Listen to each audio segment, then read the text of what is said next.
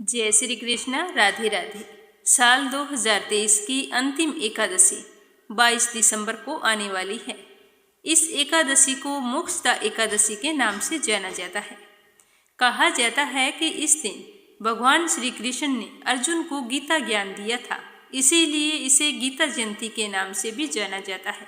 तो आज अपने सुनेंगे बहुत ही सुंदर कथा, जो एकादशी के व्रत में अवश्य सुननी चाहिए। कथा शुरू करने से पहले कमेंट बॉक्स में श्री हरि विष्णु की जय हो अवश्य लिखना। इस कथा को एकादशी के हर व्रत में हमें अवश्य सुननी चाहिए और कार्तिक मास में वैसे भी राजा अम्बरीश की कथा सुनने का विधान है, क्योंकि राजा अम्बरीश भगवान श्री हरि के परम भक्त थे। वे पृथ्वी के 7 द्वीप, अचल संपत्ति और अतुल ऐश्वर्य के शासक होने पर भी इन्हें स्वपन तुल्य समझते थे, क्योंकि वे जानते थे कि जिस धन वैभव के लोभ में पड़कर मनुष्य घोर नरक में जाता है, वह केवल 4 दिन का सुख होता है। राजा अम्बरीश का भगवान श्री कृष्ण में और उनके प्रेमी साधुओं में परम प्रेम था। उन्होंने अपने मन को श्री कृष्ण के चरणों में, वाणी को भगवान के गुणों का गान करने में, हाथों को श्री हरि के मंदिर में मार्जन में और अपने कानों को भगवान की मंगलमयी कथा को सुनने में लगा रखा था। उन्होंने अपने नेत्रों को श्री हरि के विग्रह व मंदिरों के दर्शन में, नासिका को उनके चरण कमलों में चढ़ी श्रीमती तुलसी की दिव्य गंध में और जीवा को भगवान के प्रति अर्पित नैवेद्य प्रसाद में संलग्न कर दिया था। राजा अम्बरीश के पैर भगवान के क्षेत्र आदि की पैदल यात्रा करने में ही लगे रहते थे। वे सिर से भगवान श्री कृष्ण के चरण कमलों की वंदना किया करते थे। इस प्रकार उन्होंने सारे कर्म, यज्ञ, पुरुष, इंद्रियातीत भगवान के प्रति उन्होंने सर्व आत्मा एवं सर्व रूप समझकर समर्पित कर दिए थे और श्रेष्ठ ब्राह्मणों की आज्ञा के अनुसार ही वे इस पृथ्वी का शासन करते थे। उन्होंने बड़ी बड़ी दक्षिणा वाले अनेकों अश्वमेघ यज्ञ करके यज्ञ अधिपति भगवान की आराधना की थी। उनकी प्रजा महात्माओं के द्वारा गाए हुए भगवान के उत्तम चरित्रों का बहुत ही सम्मान करती थी। कभी तो वे बड़े प्रेम भाव से सुना करती थी और कभी उसका गान किया करती थी। इस प्रकार उनके राज्य के मनुष्य देवताओं के अत्यंत प्यारे स्वर्ग की इच्छा नहीं करते थे। राजा अम्बरीश की अनन्य प्रेममयी भक्ति से प्रसन्न होकर भगवान श्री हरि विष्णु ने उनकी रक्षा के लिए सुदर्शन चक्र को नियुक्त कर दिया था, जो विरोधियों को भयभीत करने वाला और भक्तों की रक्षा करने वाला था। एक समय की बात है कि राजा अम्बरीश ने अपनी पत्नी के साथ भगवान श्री कृष्ण की आराधना करने के लिए 1 वर्ष तक द्वादशी प्रधान एकादशी व्रत करने का नियम ग्रहण किया।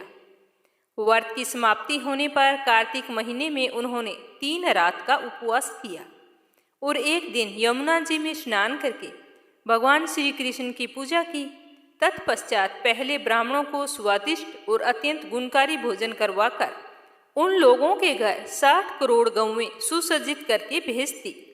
जब ब्राह्मणों को सब कुछ मिल चुका था, तब राजा ने उन लोगों से आज्ञा लेकर अपने व्रत के पारण की तैयारी कर ही रहे थे कि उसी समय श्राप और वरदान देने में समर्थ स्वयं दुर्वासा ऋषि उनके यहाँ अतिथि के रूप में पधारे।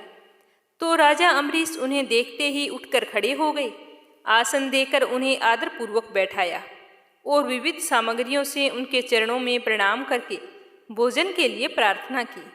तो दुर्वासा ऋषि ने राजा अम्बरीश की प्रार्थना स्वीकार की और कहा कि मैं आवश्यक कर्मों से निवृत्त होकर आ रहा हूँ, बाद में ही भोजन करूँगा। ऐसा कहकर वे नदी तट पर चले गए। वे ब्रह्मा जी का ध्यान करते हुए यमुना के पवित्र जल में स्नान करने लगे। इधर द्वादशी तिथि केवल घड़ी भर की शेष रह गई थी, तो धर्मात्मा अम्बरीश ने धर्म संकट में पड़कर ब्राह्मणों के साथ परामर्श किया। उन्होंने कहा कि ब्राह्मण देवताओं, ब्राह्मण को भोजन कराए बिना स्वयं भोजन कर लेना और द्वादशी रहते पारण ना करना, दोनों में ही दोष है। इसलिए इस समय जैसा करने में मेरी भलाई हो और मुझे पाप ना लगे, ऐसा कोई उपाय मुझे तुम बताओ। इस तरह राजा अम्बरीश ने ब्राह्मणों के साथ विचार विमर्श किया। तो ब्राह्मणों ने कहा कि श्रुतियों में ऐसा कहा गया है कि जल पी लेना भोजन करना भी है और नहीं करना भी है, इसीलिए इस समय केवल आप जल से ही पारण कर लें।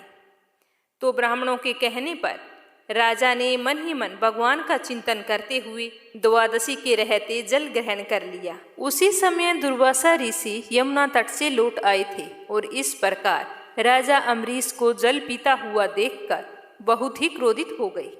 उस समय दुर्वासा ऋषि बहुत भूखे थे। वो क्रोध से थर थर कांपने लगे और अत्यधिक क्रोध में हाथ जोड़कर खड़े राजा अम्बरीश से कहा कि अरे इसे देखो, ये कितना क्रूर है। यह धन के मद में मतवाला हो रहा है। भगवान की भक्ति तो इसे छूती भी नहीं है और यह अपने आप को समर्थ मानता है। आज इसने धर्म का उल्लंघन करके बड़ा अन्याय किया है। मैं इसके घर अतिथि होकर आया था, किंतु फिर भी इसने मुझे बिना खिलाए स्वयं भोजन कर लिया। ऐसा व्यक्ति कभी भी भक्त नहीं हो सकता जो अतिथि को भोजन करवाने से पहले स्वयं भोजन कर ले। हे अम्बरीश, तूने इस तरह से मेरा अपमान किया है। इस अपमान का फल तो तुझे भोगना ही पड़ेगा। ये कहते हुए वो क्रोध से लाल हो उठे और उन्होंने अपनी एक जटा उखाड़ी और जमीन पर फेंक दी। तो उस जटा के एक बाल से कृत्या राक्षसी उत्पन्न हुई। वह आग के समान जलती हुई हाथ में तलवार लेकर राजा अम्बरीश पर टूट पड़ी। परम पुरुष परमात्मा ने अपने सेवक की रक्षा के लिए पहले से ही सुदर्शन चक्र को नियुक्त कर रखा था। जैसे ही आग क्रोध से गुर्राते हुए सांप को भस्म कर देती है, वैसे ही चक्र ने दुर्वासा जी की कृत्या को जलाकर ढेर कर दिया। जब दुर्वासा जी ने देखा कि मेरी बनाई हुई कृत्या तो जल रही है और वह चक्कर मेरी तरफ आ रहा है, तो वे अपने प्राणों को बचाने के लिए वहां से भागने लगे। जैसे ऊंची ऊंची लपटों वाला दावानल सांप के पीछे दौड़ता है, वैसे ही भगवान का चक्कर तो मेरे पीछे ही लग गया है। तब दुर्वासा ऋषि जी दिशा, आकाश, पृथ्वी, अतल वितल आदि नीचे के लोक, समुद्र, लोकपाल और उनके द्वारा सुरक्षित लोक एवं स्वर्ग लोक तक गए। परंतु जहाँ जहाँ वो गए वह चक्कर उनके पीछे पीछे वहाँ लगा रहा। लेकिन दुर्वासा ऋषि को अपना कोई रक्षक नहीं मिला, तो वो और ही डर गए और अपने प्राण बचाने के लिए वे देव शिरोमणि ब्रह्मा जी के पास गए और बोले कि पितामह, आप स्वयंभू हैं, भगवान के इस तेजोमय चक्कर से मेरी रक्षा कीजिए। तो ब्रह्मा जी ने कहा कि दुर्वासा जी, मैं, शंकर जी, दक्ष, भृगु आदि प्रजापति, भूतेश्वर आदि सब जिनके बनाए नियमों में बंधे हैं तथा जिनकी आज्ञा शिरोधार्य करके हम लोग संसार का हित करते हैं, उनके भक्त के द्रोही को बचाने में हम समर्थ नहीं हैं। जब ब्रह्मा जी ने इस प्रकार दुर्वासा को निराश कर दिया, तब भगवान के चक्कर से संतप्त होकर वे कैलाशवासी भगवान शंकर की शरण में गए। तो शंकर जी ने कहा, दुर्वासी, जिनसे पैदा हुए अनेक ब्रह्मांडों में हमारे जैसों हजारों चक्कर काटते हैं, यह चक्कर उन्हीं विश्वेश्वर का शस्त्र है। यह हम लोगों के लिए असंभव है। तुम उन्हीं की शरण में जाओ, वे भगवान ही तुम्हारा मंगल करेंगे। तो निराश होकर दुर्वासा ऋषि श्री हरि भगवान के परम धाम बैकुंठ की तरफ भागे और पीछे पीछे उनके चक्कर लगा हुआ था। दुर्वासा ऋषि तो भगवान के चक्कर की आग से जल रहे थे। वे भगवान के श्री चरणों में गिर पड़े और उन्होंने कहा कि हे अच्युत, हे अनंत, आप संतों के एकमात्र इच्छित हैं। हे प्रभु, संपूर्ण जगत के जीवनदाता, मैं अपराधी हूँ, आप मेरी रक्षा कीजिए। आपका परम प्रभाव ना जानने के कारण ही मैंने आपके प्यारे भक्त का अपमान किया है। प्रभु, अब आप ही मुझे बचा सकते हैं। तो श्री भगवान ने कहा कि हे दुर्वासा जी, मैं सर्वथा भक्तों के अधीन हूँ, मुझे तनिक भी स्वतंत्रता नहीं है। जो भक्त स्त्री, पुत्र, ग्रह, गुरुजन, प्राणी, धन, इस लोक और परलोक सबको छोड़कर केवल मेरी शरण में आ गए हैं, तो उन्हें छोड़ने का संकल्प भी मैं कैसे ले सकता हूँ। इसमें संदेह नहीं है कि ब्राह्मणों के लिए तपस्या और विद्या परम कल्याण के साधन है, परंतु यदि ब्राह्मण उद्दंड और अन्यायी हो जाए तो वे ही दोनों उल्टा फल देने लगते हैं। दुर्वासा जी सुनिए, मैं आपको एक उपाय बताता हूँ जिसका अनिष्ट करने से आपको इस विपत्ति में आना पड़ा। आप उसी के पास जाइए और उन्हीं से क्षमा मांगिए, तभी आपको शांति मिलेगी। तो श्री हरि के वचन सुनते ही दुर्वासा ऋषि उल्टे पांव फिर भागे। सुदर्शन चक्र की ज्वाला से जलते हुए दुर्वासा ऋषि लौटकर राजा अम्बरीश के पास आए। राजा अम्बरीश वहीं पर खड़े उनका इंतजार कर रहे थे। जैसे ही ऋषि दुर्वासा को देखा तो कहा कि ऋषिवर, आप कहाँ चले गए थे? मैं आपका कब से इंतजार कर रहा हूँ। तो महर्षि दुर्वासा ने चक्कर की ओर इशारा करते हुए अत्यंत दुखी होकर राजा अम्बरीश के पैर पकड़ लिए। तो दुर्वासा जी की यह चेष्टा देखकर और उनके चरण पकड़ने से लज्जित होकर राजा अम्बरीश भगवान के चक्कर की स्तुति करने लगे। अम्बरीश ने कहा कि प्रभु सुदर्शन, आप अग्नि स्वरूप हैं, भगवान के प्यारे 1000 दांतों वाले चक्कर देव, मैं आपको नमस्कार करता हूँ। समस्त अस्त्र शस्त्र को नष्ट कर देने वाले एवं पृथ्वी के रक्षक, आप इन ब्राह्मण की रक्षा कीजिए। आप कृपया करके हमारे कुल के भाग्य उदय के लिए दुर्वासा जी का कल्याण कीजिए। हमारे ऊपर यह आपका महान अनुग्रह होगा। यदि मैंने कुछ भी दान किया हो, यज्ञ किया हो अथवा अपने धर्म का पालन किया हो, यदि हमारे वंश के लोग ब्राह्मणों को ही अपना आराध्य देव समझते रहे हों, तो दुर्वासा जी की जलन मिट जाए। भगवान समस्त गुणों के एकमात्र आश्रय स्थल हैं। यदि मैंने समस्त प्राणियों की आत्मा के रूप में उन्हें देखा है और वो मुझसे प्रसन्न है, तो दुर्वासा जी की हृदय की सारी जलन समाप्त हो जाए। जब राजा अम्बरीश ने दुर्वासा जी को सब ओर से जलाने वाले भगवान के सुदर्शन चक्कर की इस प्रकार स्तुति की, तब उनकी प्रार्थना से सुदर्शन चक्कर शांत हो गया। जब दुर्वासा चक्कर की आग से मुक्त हुए और उनका चित्त स्वस्थ हुआ, तो वे राजा अम्बरीश को अनेक उत्तम आशीर्वाद देते हुए उनकी प्रशंसा करने लगे और कहा कि धन्य है, आज मैंने भगवान के प्रेमी भक्तों का महत्व देखा। हे राजन, मैंने आपका अपमान करके अपराध किया है, फिर भी आप मेरे लिए मंगल कामना कर रहे हैं। महाराज अम्बरीश, आपका हृदय करुणा भाव से परिपूर्ण है। आपने मेरे ऊपर महान अनुग्रह किया है। आपने अपने अपमान को भुलाकर मेरी रक्षा की है, क्योंकि जब सुदर्शन चक्कर से भयभीत होकर ऋषि दुर्वासा भाग रहे थे, तब से लेकर उनके लौटने तक 1 वर्ष का समय बीत गया था। तो 1 साल तक राजा अम्बरीश उनके दर्शन की आकांक्षा से केवल जल पीकर ही रहे। पूरे 1 साल तक राजा अम्बरीश ने भोजन नहीं किया। वे दुर्वासा ऋषि के लौटने की राह देख रहे थे। तो जैसे ही दुर्वासा ऋषि आए तो उन्हें प्रसन्न होकर विधि पूर्वक भोजन करवाया और दुर्वासा ऋषि ने भी बहुत संतुष्ट होकर राजा अम्बरीश के गुणों की प्रशंसा की और ढेरों आशीर्वाद देते हुए उनसे अनुमति लेकर आकाश मार्ग से प्रस्थान किया। दुर्वासा ऋषि के जाने के बाद उनके भोजन से बचे हुए अत्यंत पवित्र अन्न को राजा ने सपरिवार ग्रहण किया और कुछ वर्ष बीतने पर राजा अम्बरीश ने अपने ही समान भक्त पुत्रों पर राज्य का भार छोड़ दिया और स्वयं वन में चले गए। वहां वे बड़ी धीरता के साथ आत्म स्वरूप भगवान में अपना मन लगाकर गुणों के प्रवाह रूपी संसार से मुक्त हो गए। हे विष्णु भगवान, हे कृष्ण कन्हैया, जिस प्रकार आपने राजा अम्बरीश की रक्षा की, उसी तरह हमारी भी करना। कहानी कहने वाले की और कहानी सुनने वाले की दोनों पर अपनी कृपा दृष्टि बनाए रखना। अगली कहानी एक ब्राह्मण की। एक ब्राह्मण था, वह सुबह सवेरे स्नान करके मंदिर जाता था। प्रतिदिन वहां पर तुलसी माता की पूजा करता था और तुलसी माता से यही प्रार्थना करता कि तुलसी महारानी, मेरे भी यहाँ आनंद मंगल करना। बस इस तरह से कहकर वह पूजा करके वापस लौट आता। इस तरह पूजा करते करते ब्राह्मण को कई साल बीत गए। तो तुलसी माता ने सोचा कि यह ब्राह्मण तो बहुत ही सीधा है और गरीब भी है, मेरी प्रतिदिन पूजा करता है और मुझे कहता है कि मेरे घर कुछ आनंद मंगल करना, तो मुझे कुछ न कुछ करना चाहिए। तो एक दिन तुलसी महारानी एक कन्या का रूप धारण करके वहां पर बैठ गई।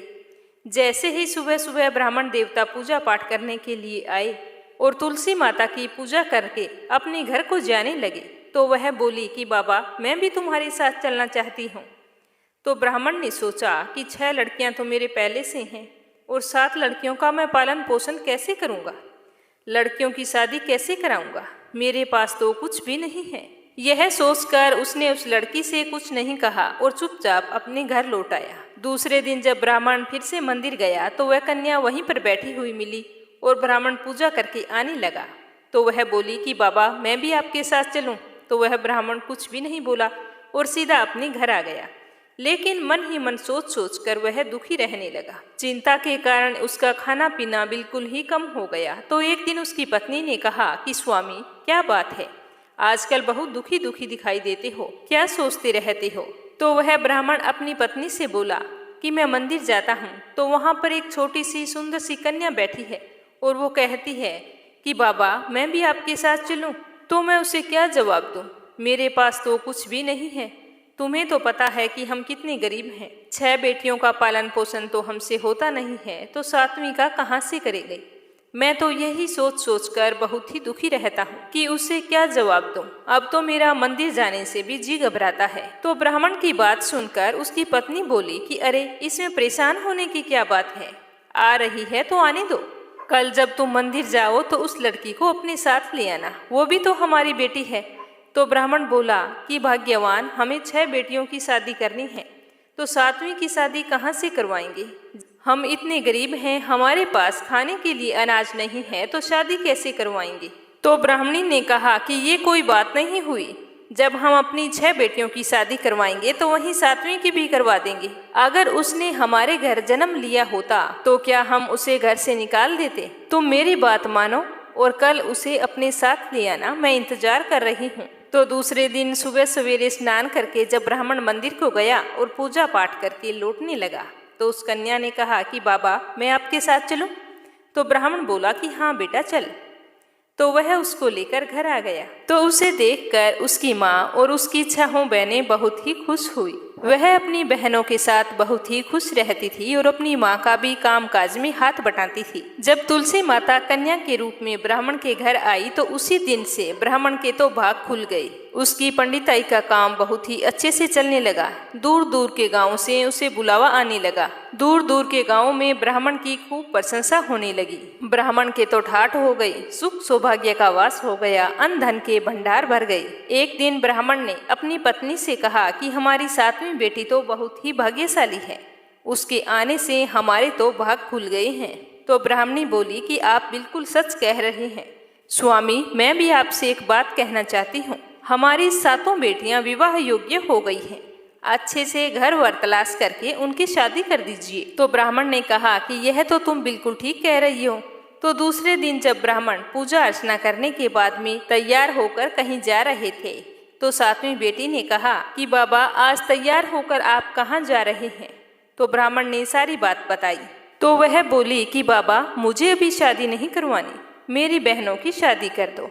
मैं उनकी शादी में नाचना चाहती हूँ और मेरी शादी बाद में करना। तो इस तरह से फिर उसकी 6 बहनों की अच्छे घर में शादी तय कर दी और तुलसी माता की कृपा से उनके घर में सारे जेवर, कपड़ा, खाना सब कुछ तैयार हो गया और उन सभी बहनों की अच्छी धूमधाम से शादी हुई और वो सभी अपने अपने ससुराल चली गई। अगले दिन ब्राह्मण सुबह सवेरे उठे तो देखा कि आंगन के बीचों बीच एक तुलसी का पौधा है। तो ब्राह्मण को देखकर यह बहुत ही आश्चर्य हुआ कि मेरे आंगन में तुलसी का पौधा कैसे आया। तो उसने जल्दी से ब्राह्मणी को उठाया और दोनों जैसे ही तुलसी के पौधे के पास गए तो उन्हें अपनी 7वीं बेटी का मुस्कुराता हुआ चेहरा उस तुलसी की पौधे में दिखाई दिया। तो यह देखकर दोनों की आंखों में खुशी के आंसू छलक आए और दोनों कहने लगे कि इतने दिनों तक हमारे साथ तुलसी माता स्वयं रही और हमें पता भी नहीं चला। फिर उसी दिन से ब्राह्मण और ब्राह्मणी स्नान करके पहले तुलसी माता की पूजा करते, पूजा करने के बाद में ही कोई दूसरा काम करते। हे तुलसी माता, जैसा आपने ब्राह्मण को दिया वैसा सबको देना, जैसा